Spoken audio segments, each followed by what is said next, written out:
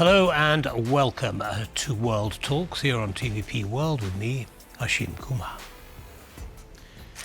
The Czech Republic has a new government and with it come fresh questions about Prague's role in Europe and its stance on support for Ukraine.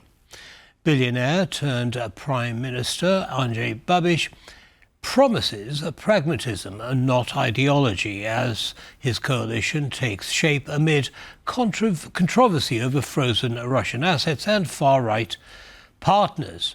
At the same time, Czech civil society continues to back Ukraine through record donations. Well, joining us is Łukasz Ogrodnik, analyst at the Polish Institute of International Affairs, to unpack what this new government means at home and in Brussels.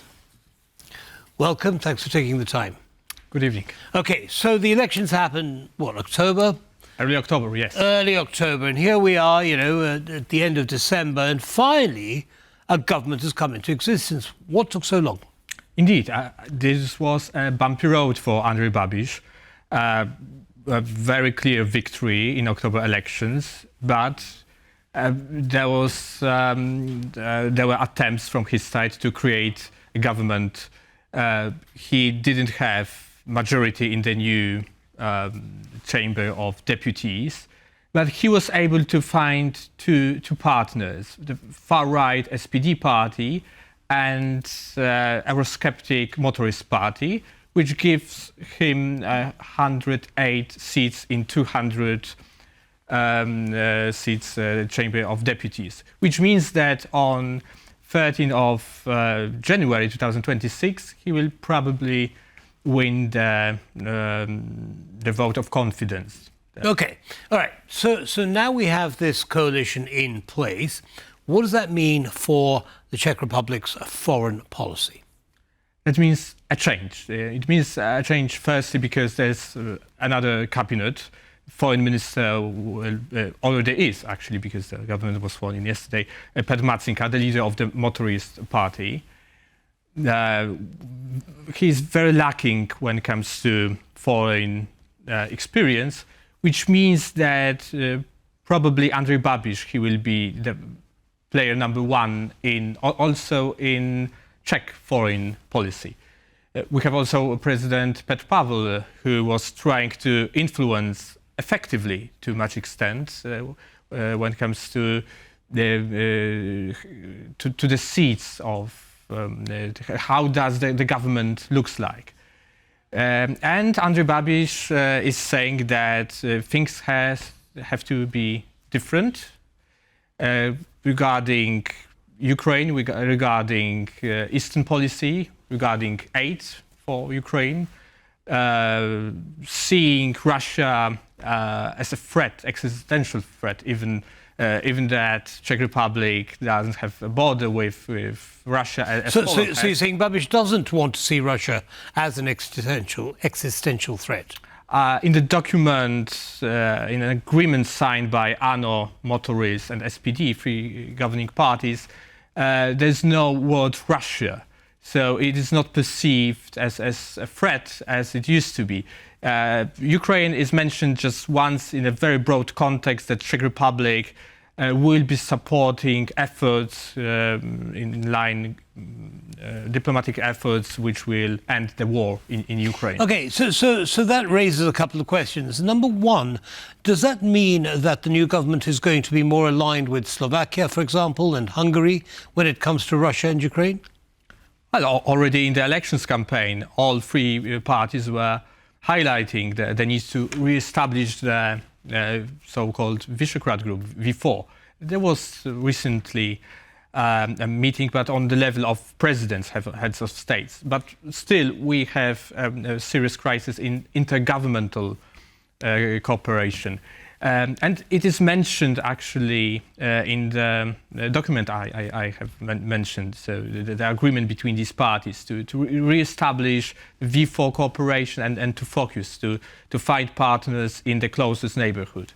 Czechia has traditionally closest relations with Slovakia, and Andrej Babiš already mentioned that his first official visit will be in Bratislava, his birthplace, by the way.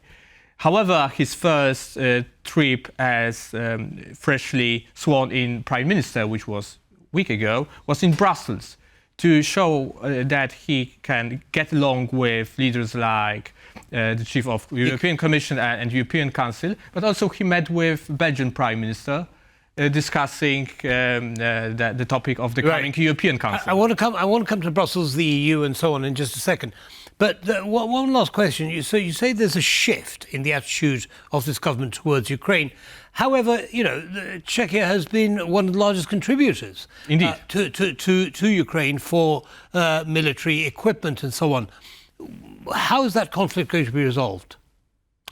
Well, Czechia was in avant-garde, one of the first countries which, in a complex way, supported there's a lot of support on the ground for Ukraine in the Czech Republic. There's a conflict between that support and where the new direction of the government. Wouldn't you agree? Well, Andrej Babiš reads expectation of his electorate and electorate of his partner parties. So he is saying that it has to change, that the Czech Republic has done enough, especially when it comes to financing the military aid.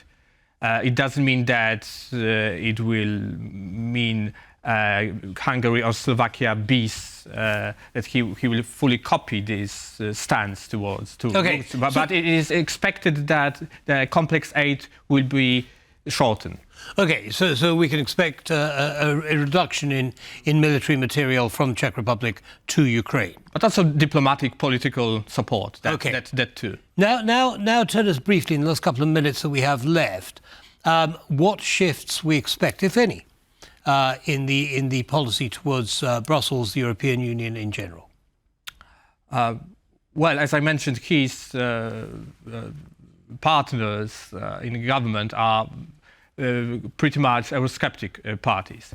Even if Andrej Babiš was a part of ALDE movement, the grouping in the European Parliament, quite pro-European, together with Emmanuel Macron, but his views on the European Union also have evolved. He's now in European Patriots, together with Viktor Orban, for instance, and he's very much criticizing European Union for migration policy, for ecology, or the ban on combustion engines. So are we saying that we can expect to see Czech vetoes on many of the laws that the EU is going to pass, in the same way as we've seen from Hungary and Slovakia?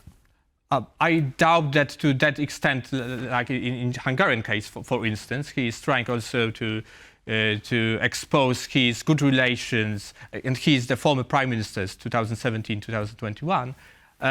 So he's playing a double game. So showing that he's a reliable, experienced partner on the European stage, but he has to get along with his very Eurosceptic partners in the government too. Understood. And finally, on the frozen assets, the frozen Russian assets, what is Babiš's attitude towards releasing those, or certainly the interest from those assets for reparations for Ukraine? Well, Babiš said that the European Union has to find another way. He met with Belgian Prime Minister, and Belgium raised several issues here, among them legal issues, at least from the Belgian stance. And Andrej Babiš backed Belgium skepticism. All right, so yes, lots of things, but there seems to be a definite change in the atmosphere in the Czech government. In atmosphere and in future politics. And in future politics. Thank you very much for sharing that analysis with our audience, Łukasz. Pleasure is mine. Thank you. And that brings us to the end of this episode of World Talks. Don't go away, lots more coming up. Goodbye.